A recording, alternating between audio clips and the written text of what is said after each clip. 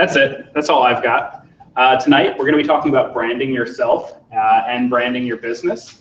And Dave, did you say you're going to be covering both talks, or you want to cover one and you'll cover the other? Not really. I understand. We're going to do that in some manner. We're going to find out. David runs the, it's the user, I'm going to mess it up, the User Experience Orlando. Yes. Just UX Orlando. David runs UX Orlando. It can be found on Meetup at UX Orlando. UX-Orlando. Meetup.com. Here, you can. I mean, you're going to be doing your presentation. So David's been a member of our Meetup group since basically the start. That's why you see him here all the time. He also runs the User Experience Orlando group, and he's going to be talking about branding tonight.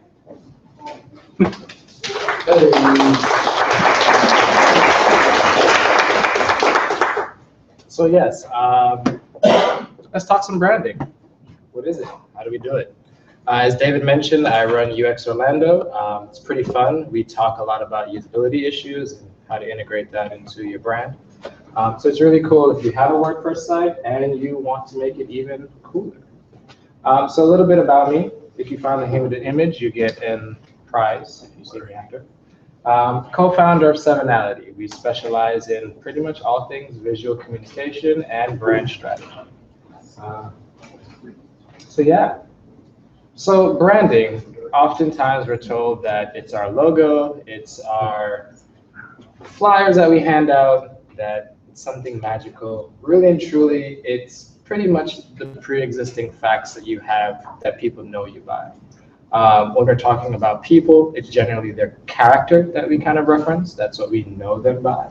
That person's reliable, or that person shows up late. That's generally what their brand is. And it also goes by what you stand for. A lot of people think that you can kind of project whatever you want someone else to feel about.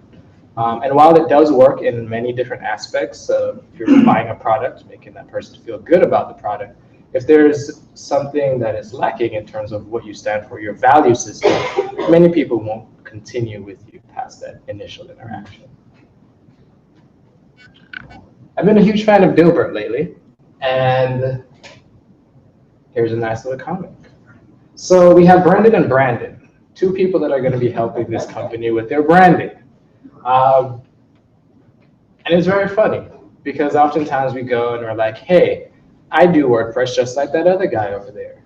Why is that person able to charge higher rates or get better projects than me? We're essentially the same. But you may have a Brendan and Brandon situation going on that you may not even realize. And then you have a lot of people who won't even sit down to even listen to what you're saying because they're like, this makes no sense. How do I even know what you're offering is any different than the other person? Right? And then it gets worse if they bring Brad.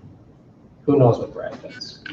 So 64% of shared values, essentially, are what people say as a main reason that they connect with your brand. In many cases, social entrepreneurism. You have people who are very attuned to things like environmental causes, gender issues, race, list can go on and on and on. It's a pretty high number, something you should be paying attention to in reaching out to your brand. And a little bit later, we'll go into a little bit of an activity that helps make that a little bit easier for you as well. 48% of consumers say that the initial date, essentially. Think about the first time you went on a date. You started noticing things, whether or not you like this person. You start even noticing things about yourself. This is being attuned to your environment, how you feel, how you're interacting. Something else we'll cover a little bit later as well.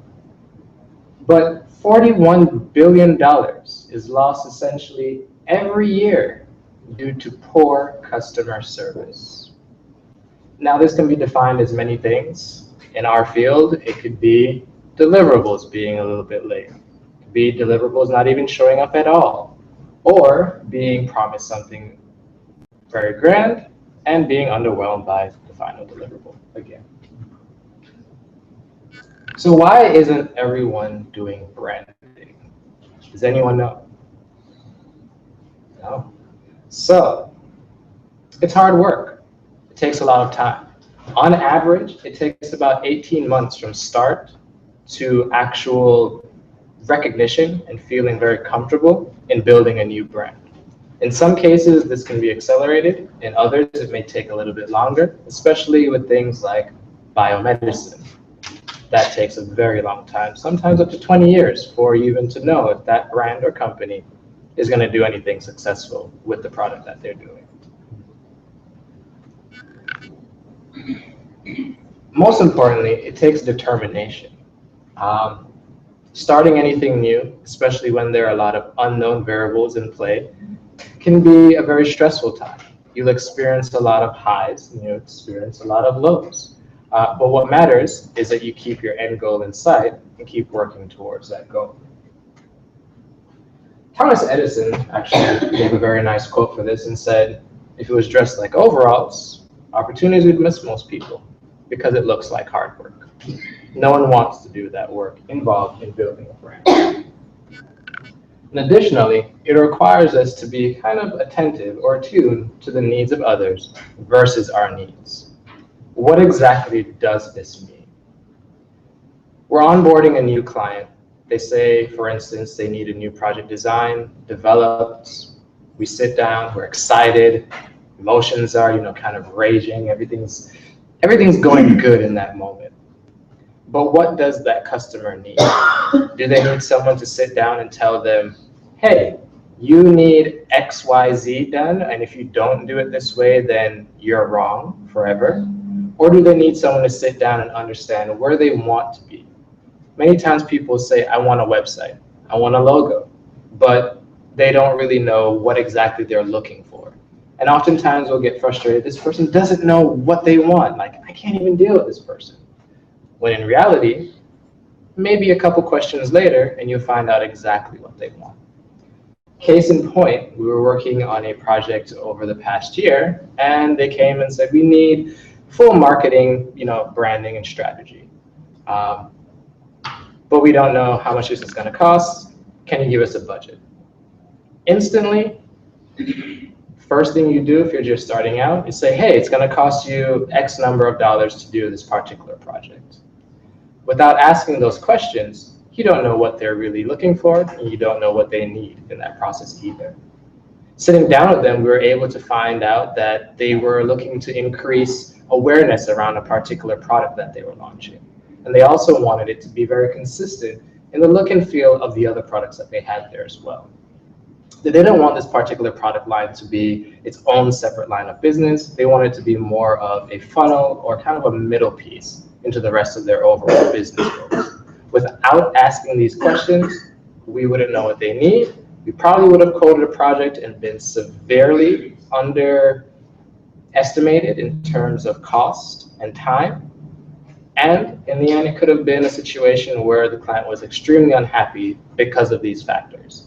Internally, we also would have faced difficulties because now we have to basically eat the cost of this project because we didn't ask enough questions or we weren't aware of what they exactly needed in the beginning. So always be attuned to what your customer needs. So this is a little activity that we designed to kind of flush out some initial questions, make it very simple. We're going to go over this and probably spend the next 7 minutes really working on whatever product or service you're looking to offer right now and how to make it better. Or even a product that you're looking to launch in the future. How can you find that right product market fit? So in the first line, we start with the name of your company or product or service. And then we're going to say what it's designed to do. And then we're going to say the 3 people or the 3 areas that it helps to solve. And finally, you're going to say, how does that solve it? Right. So for instance, we use my company as an example. Sevenality is designed to help people have a better brand or build better communities by building better brands. It helps to solve this issue or solve the issues of not understanding what a brand is. See what else can we do in here? Understanding what the issues of branding are. Additionally, how to launch and build a successful brand, as well as what are the importance of the things that go into branding, And who do we solve it for? Small to medium-sized businesses with occasionally larger corporate clients. And we do this by essentially working with you or your team. So you can kind of get an idea, and we can run through this. For instance, Uber is designed to help you find a ride somewhere very quickly. It helps solve these issues of finding a ride and finding one fairly and in your location. And additionally, it helps you do this by an easy-to-use interface that's in your pocket, essentially. So as you can see, this is essentially a nice little framework for you to get a very quick idea, prototype even ideas that you're looking to launch, and really see if what you have in your brain really makes sense once you start testing it out with your market. So we're going to take 5 minutes. We're going to go over whatever idea you're working now and fill this out. 5 minutes later, someone can share, or even at the end, how this may have helped you. So I'll leave this up.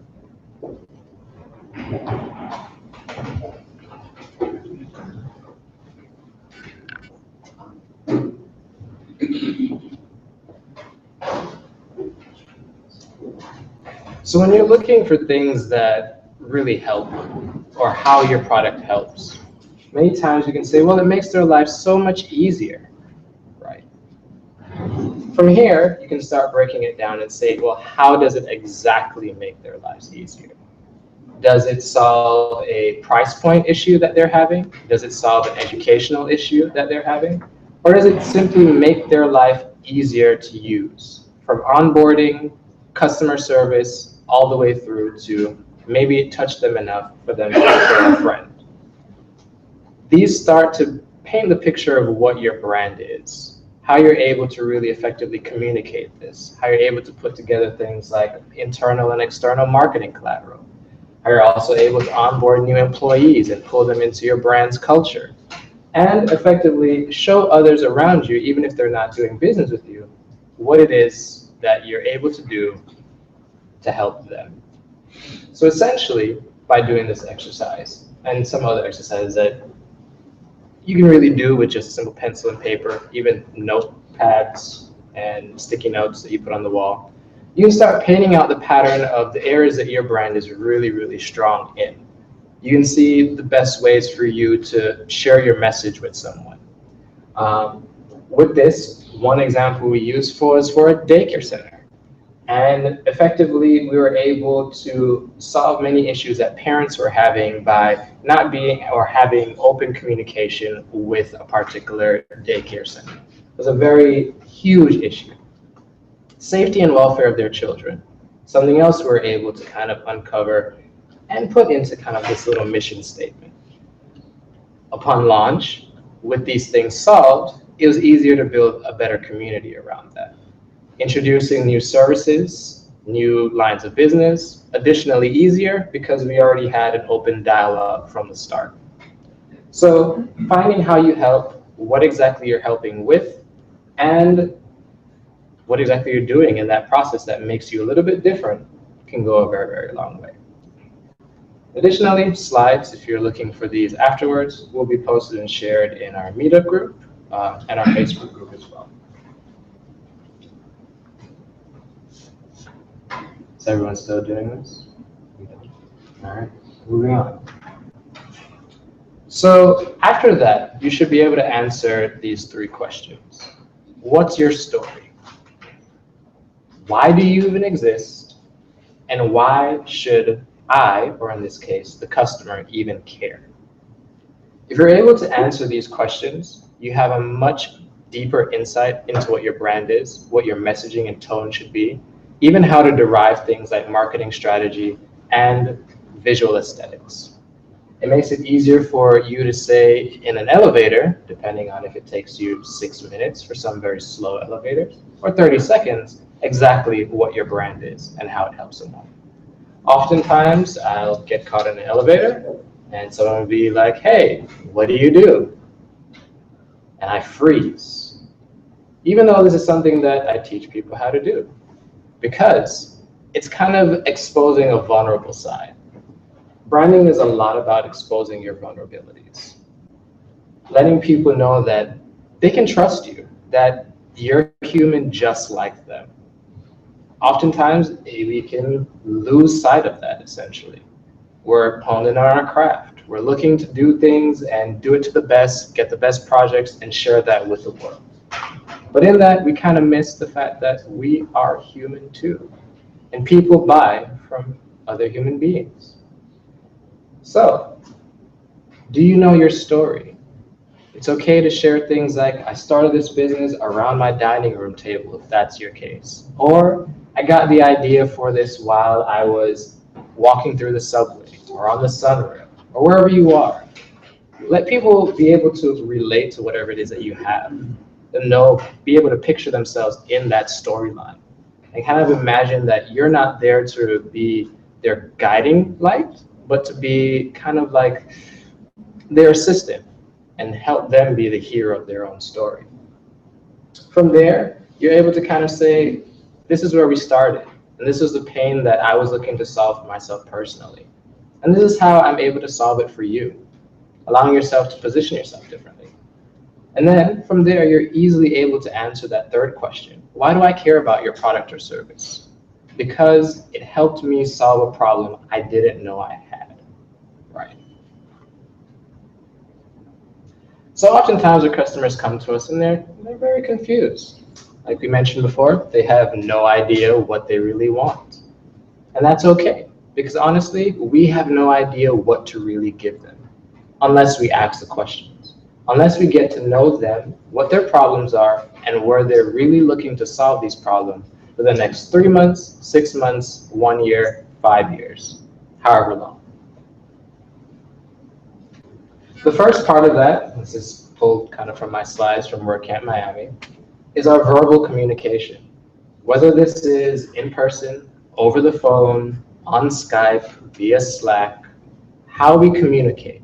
Things like grammar, highly important. It could be the difference between a person thinking that you're highly upset with them and knowing that, okay, this seems normal. You can understand speech patterns. Most people kind of type as they think. They may not always have periods in their brains, but that's okay too. Once you get to know people initially, and once you get to know your audience, you're able to kind of overcome these little communication barriers. The next part is our written communication. Of course, kind of touching on that a little bit earlier. How we also write things down when we're taking notes for ourselves, when we're doing requirements on projects. How we retrieve that information or store it to be retrieved later is very, very important. Often after meetings, I like to send a set of the notes. Here's what I caught during the meeting. Does this match with what we discussed? Did I miss anything, right? These questions allow for dialogue to be opened again. We can then say, yeah, we talked about the logo shrinking a little bit on scroll, but I see all you have is like, sticky header. So now it's able to say, okay, I may have missed a requirement. Now this gives me a chance to really do something different in there. I can adjust my approach. If this question comes up in the initial requirements and estimates phase, it's something that I can now use to save myself some time from being frustrated and stressed out at the end of the project, which in turns allows us to be a lot less stressed with our clients or whoever we're dealing with in terms of our employers. Are your clients happy? Are they sad? Are they meh? All these things they're good to ask. They're good to know along the course of each project. It's kind of like taking the temperature when you're drawing a bath or getting ready to jump in the pool. You want to know at each stage how your customer is feeling. If at the beginning they start out a little not so happy, and then they end up over here and they're smiling, then you've done well. However, they start out smiling and then go here immediately, you can easily track where something went wrong. Same thing with if they're happy, then they kind of go to a little bit on the fence, you kind of know that you're not going to lose them forever. You're able to kind of pull them back to being happy by addressing and asking those questions. Especially if you've set that dialogue from the beginning to be open, that they can reach out to you and know the boundaries of those communications, it'll be easier to drag them back to being happy. In each project that you do, there are two kind of aspects to it, your personal and your professional development. On the personal side, you're asking, does this help me grow as an individual? Does it help me really reach the level that I can? On the professional side, it could be solving an equation of, does it make my resume look good? Or does it really help me advance myself professionally in a way that helps others? Again, more questions, and your path tends to be chosen on how you answer those. Again, does it allow you to grow as an individual? Many times I've taken projects that I wish I didn't because it was kind of very lateral. I was able to do it, it's very cool, it's very quick, but I didn't learn anything from it. I didn't advance as an individual, and I didn't advance as a career. It may have paid a bill, but that was it. How often do we remember the emotions that we feel when paying bills? It's kind of like very stressful. Move on, do another one. But the projects that have really stretched my abilities and capabilities and allowed me to see things that weren't originally possible, those are the ones that are really, really awesome. They didn't have to be the greatest looking projects. They didn't have to be the most exciting projects. But they're the ones that really allowed me a chance to try something new, answer a question, and then further differentiate myself from someone else, particularly in my field. So instead of being simply addressed as, oh, there's just another designer or there's another developer, people generally go, oh, you should probably talk to XYZ because they know a lot about this, this, and this. And a lot of branding is getting other people to talk about you. It's great to talk about yourself. It's great to have people, kind of listen to that whole thing. They'll either read it as you're being narcissistic or you have a really huge ego. But if you allow others to share that about you, then they become your ambassadors. They are the ones that people may be more tuned to listening to in their environments because they trust them more than they trust you. And hearing them talk about your brand may be all they need to really start working with you. What we do repeatedly, if we choose to kind of stay in a comfort zone, we choose to not really advance and grow, push ourselves, then we'll kind of always be mediocre, always be in a very difficult place to be differentiated from someone else that does the same thing that we do. However, if we push ourselves to be people of value, to really deliver something more than what is being asked for, and really dig deep into what the problems are and say, hey, how does this really relate to my business growing? Because in each project you have two dynamics. You have your dynamic as a developer, designer, content marketer, and you have the dynamic of the business, where they want to go. Where is this going to really help them? At that point, your two worlds kind of collide. There's a lot of friction, especially when you're working with someone for the very first time. They have a completely different style of communicating, sending over assets. You have a different process. In the initial onboarding, it's a lot about finding that sweet spot where you can communicate, where they can communicate, and no one feels as if any attacks are going on. If you continue to practice these things, of course, things like diplomacy, humility, and listening when asking questions, you're able to grow. You're able to pull out deeper bits of information. And additionally, you may have better contracts in the end because people now rely on you to do a lot more than probably just fix a header here, build a small site here, and so on and so forth. But then there's another surprise dynamic that kind of goes into this as well. In each and every one of us is a leadership trait. There's someone somewhere looking up to us in what we do. We may think we may not know a whole lot about a particular topic, but granted, there's someone that may have started today or even yesterday that doesn't know as much as you do. Your clients, people on your team, they may not know specifically what you know about it. They may not even have the experiences that you've had. But what's important is that you respect where they are and help them get to where you are. And the same goes for you and other people. If you don't know something, it's okay to put your pride and your ego to the side. A lot of it is really just embracing what's going on around you and using that as an opportunity to be better, whether it's better than 30 minutes ago or better than 30 years ago. And then you have the people that we touch during these projects, the project managers, the business analysts, designers, developers, SEO guys, on and on and on. How are we communicating with them? Are we making their lives easier, or are we making it more difficult? Many times when pitching projects, we found that it's the people who do the simple things like customer service, who have a lot more weight in an organization in terms of new software that may be built, new processes that may be integrated into that organization, than many of the people at the top, who simply may just sign off and say, yeah, go ahead and do it. Get to know those people. Get to know the people who are on the front lines dealing with the problems that you are looking to solve. This helps in differentiating you in so many different ways. So no matter what the project is, try to be a leader. Try to take that opportunity to really help someone level up their life. And then the fun part, contracts and project transparency. Many people try to avoid dealing with this particular part. Getting the money is awesome. But getting the money while having a clear set of boundaries and expectations on both sides is equally as important. In fact, it can make or break the sustainability of your entire operation. Many clients will come like, hey, I want you to do this. I don't want to sign a contract. I trust you. Or you can trust me. That's fine. But this makes me feel comfortable.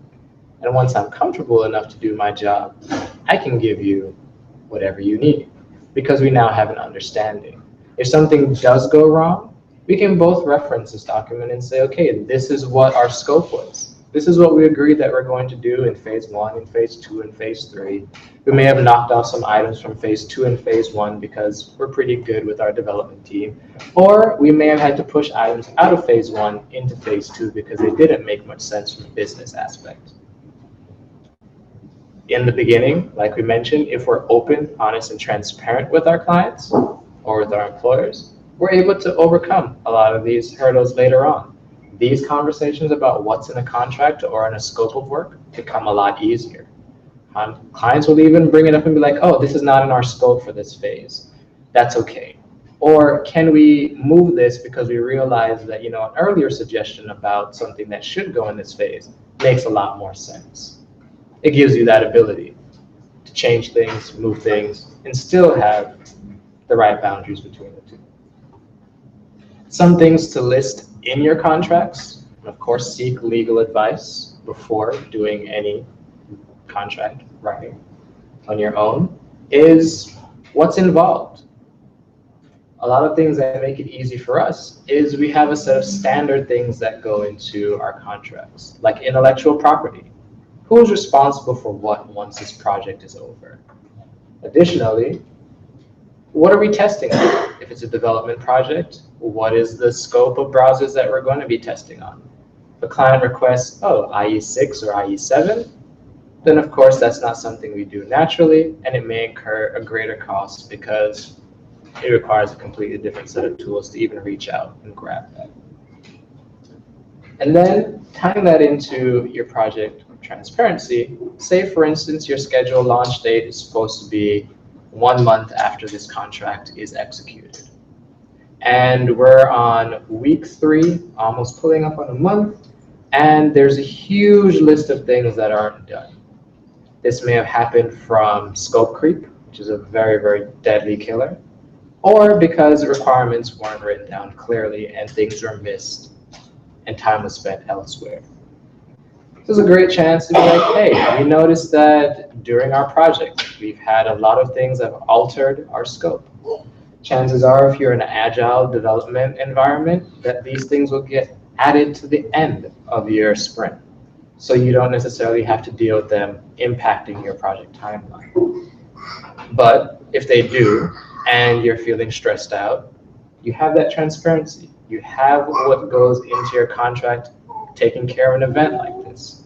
The longer you do it, the more you realize that there are things that you may need to specifically safeguard for your agency or your project, or suggest to your higher-ups to implement into their projects to better protect and grow the internal culture as each team goes through a project. And then we jump into the fun side of how does that really relate to things like plugins, Facebook, Twitter, so on and so forth. We have plugins like All-in-One SEO. What is the other one that's pretty popular? Yoast. There we go. And there's another one that came out recently, I want to say. Don't remember. Whatever the plugin, it really doesn't matter. It's kind of like handing everyone in a room a hammer and only some people being able to build the perfect treehouse out of it. It's about how you use your tools. The tool does matter to some extent, especially if you're working with much larger clients and they have a much bigger demand on certain things and need things to be customized. But initially, that shouldn't be necessarily your worry. What should be your worry is how do I use this tool to solve the problem that the client has? Not so much which tool is right or who's wrong because they're not using my favorite tool. So a few things to keep in mind. You have from the beginning what your brand is, who it's there for, and how it solves their problem. Writing things like your meta descriptions become a lot easier because you're able to share this in that space. Tweak it for the size, for the space. Additionally, taking it into areas like Twitter and Facebook, you're able to mix and match that to really keep telling your brand story in a very consistent manner that kind of relates all the way back around. Plugins wise, Google WordPress SEO plugins. Find one that works best for your situation. Personally, we use Yoast. I love it. And they've been pretty helpful in terms of the community that they have, articles that you can find on it, which are great ways to kind of rate what's going on in the plugin. How active is that community? And simple things like that. If you're doing SEO for your clients' brands, then you can use the activity from the beginning, kind of find out where they are, where they're looking to be, what kind of message they want to share, and use that to help them guide out their particular SEO plan. So we have our SEO, we have an idea who our brand is. The question always comes down to, should I be on Facebook? Does my brand need Facebook? Nowadays we have things like Snapchat, Periscope, Blab, on and on and on. It's easy to feel the urge to jump into these networks because everyone else is doing it. But honestly, many times people are doing it because it makes sense for where they are right now. Initially, it may not make sense for you to start a YouTube channel if you don't have much of a community elsewhere. Or if you're looking to start a YouTube channel, you're going to focus on that and build a community around that and drive them somewhere else. Each platform that you jump on, you essentially have to recreate your community there. You can bring your community over from other places, but of course, you need that before you jump into anywhere at all. So that was the question. Do you need to be on Facebook? Does your brand really need it to survive? No. There are many brands who are successful, who have tons of money coming in. You probably won't find them on Facebook at all. As a matter of fact, some of them have even left because it didn't make sense for their marketing strategy or didn't really tie into where they wanted their brand to really grow and be. One thing to note is it's good to reserve your name on these sites. Wherever one has a profile URL, you may want to grab that for your brand. This prevents someone else going in and saying, hey, I'm brand XYZ, and here's some things that relate to it. They may not even be from your brand at all. But now this is damage that's going to take away time from your primary focus that you have to go and deal with. And that can get pretty messy. Before you do anything, it's important to research who your audience is. And you may ask, how am I going to research an audience that I really don't know anything about? Every platform that you're on provides some level of data that you can tap into, something that you can find out. If there's a particular brand author that you see is doing something really great that you say, I want to do something similar like that, kind of reverse engineer a little bit of what they've done. Don't go out and outright copy them. People recognize this. They recognize those that are trying to be an imposter of others. And it quickly makes them feel like they don't want to be against it. They'll actually search out who is the originator of this particular thing, and then align their loyalties to that over you. So research your audience, and then follow that data. Where does it lead? What is it telling you?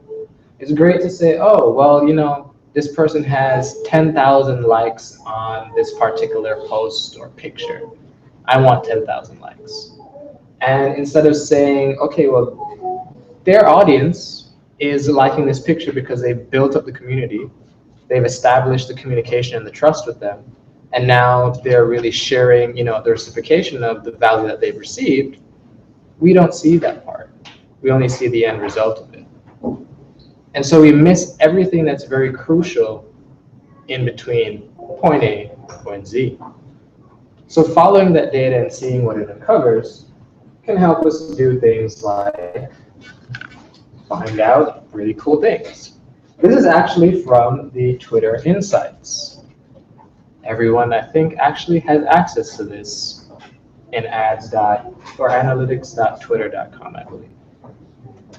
In my particular personal brand on Twitter, I can see that a lot of people here are interested in things like comedy, specifically from movies and television, music, later down the road, business and news. Why is this data important to me? Well, personally, I like things like business, action and adventure, things I don't like, celebrity gossip, politics. So it would make sense if I wanted to attract more people, I would probably mix something with business and comedy, right? Now I'm able to meet them halfway and still deliver a message in that particular thing. Same thing kind of goes for what is the top language demographic. You can see that. You can see the type of lifestyle that that person is. And it gets a little bit creepy. You can see what their net worth is. So it's kind of split between people who have a net worth of $1 to 100,000, and then from 100,000 to 1 million pretty much makes up 50% of the users that interact with me on Twitter. And then 12% are kind of in between with the 150,000 to 249,000. Additionally, it goes into things like their occupation. They're professional people. Some are homemakers. Very rare term. A good chunk are self-employed. And it goes down into their buying styles. People like to eat healthy. So the content that I would be providing in my own personal brand would target things like these. You're a professional. Are you looking to eat healthier in the midst of a fast-paced, high-octane environment? Many of the people I deal with are tech workers. This can now allow me to develop products and services that particularly are tailored to them. And as I get deeper, I can then further personalize that product or service to take even more advantage of the information that they're providing once they enter whatever platform that I've built. And then things like, for instance, I actually want to start a cooking blog. So now I actually know that people would probably know a lot more about Mexican food, which may not be my favorite, but how can I tie that in with something else? So on and so forth. So most brands tend to fall into one of these major categories. Some may even fall into all of them because they share characteristics of them all. Brands like Apple, for instance, take into account iconic. They have the iPhone, a change in industry. It also, in terms of Apple products, builds a very strong cult. And then it falls into being a lifestyle. People can't live without it now. Medical brands may simply just be a lifestyle brand, or even something that provides a solution, like payroll processing. May not be iconic, may not create a cult following, but it's still big enough. that there's something that can be done there. So initially, your brand, and one way that you can really determine what kind of brand you have is to ask yourself, with another set of questions, what do I have that makes life easier for this particular person? If you're looking to build more of a very strong following behind your brand, kind of like Beyonce has, where someone says anything about her people, there's a whole swarm of people that kind of goes for that. You really hone in on what touches them specifically. Is it her message? Is it her music? Who knows? But there's something there that they have that loyalty to that draws them out whenever things happen. So we have the basis, we have everything that we know to go in and do awesome projects in the future. How do we really use that? How do we use it now? What is the one thing that we can go home tonight and really implement to take our brands to a next level over the course of time? Simply put, action. It's great to collect information. It's great to have access to all of this cool resources and everything in the world. But if no one acts on it, what good is it? All right? Are we being intentional about the goals that we want to achieve? Are we making them clear? Are we writing them down? Are we, taking the necessary steps to break down a much larger goal into something that we can work on each and every day? Consistency all goes in to making your next project pretty great. Our agency motto is anything worth doing, it's worth doing right. This doesn't mean that it has to be perfect. Look at Craigslist. Not the most beautifully designed space, but it attracts millions and millions of users and traffic every month. Actually, without Craigslist, there would be no Airbnb, because Airbnb actually used growth hacking to tag on to the huge market that Craigslist had and launch a platform from there. From there, we were able to see the rise of companies like Uber, who saw, hey, here's a commodity that kind of needs changing. We can go ahead and change that. So thank you. And any questions?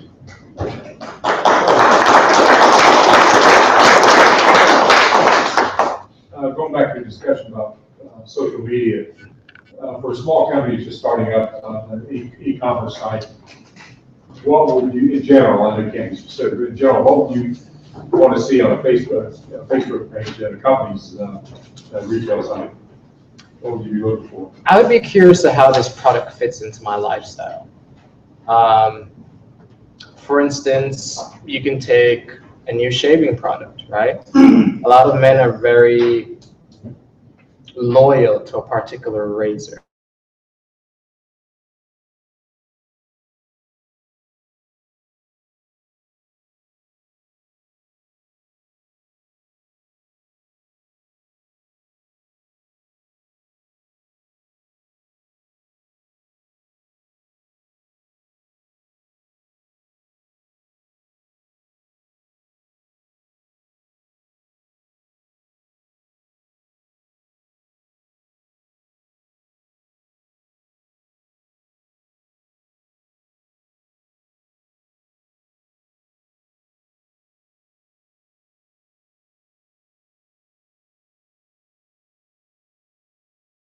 Selling dog toys isn't working, then hey, it's kind of obvious that cat pictures may not be working.